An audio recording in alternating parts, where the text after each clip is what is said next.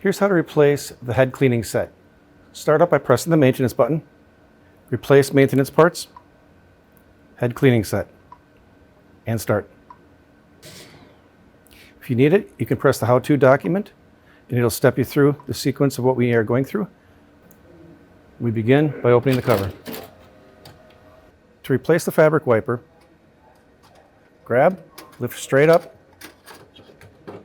take your new fabric wiper, line it up, set it down in, give it a little wiggle just to make sure it's seated properly. When you're done, close the cover. And it asks if we have replaced the fabric wiper, and we have, so we click on yes.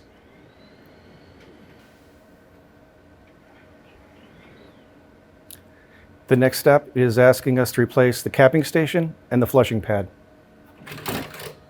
To remove the flushing pad, carefully release the lock-down lever, pull out and up, trying to keep level as possible because there might be ink. Take the new unit, make sure that you have the tabs inserted into the slots as you see here. Once in, press down, make sure it clicks firmly.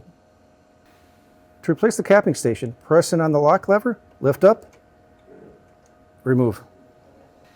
Prior to replacing the capping station, remove the protective cover.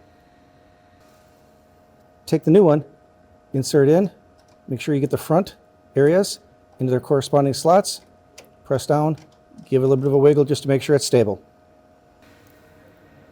Once you have the flushing box and the capping station replaced, close the cover and press yes. It's confirming that you've done it correctly by inserting the slots into the corresponding spot, and OK. Asks us to close the covers, which we've already done, and OK.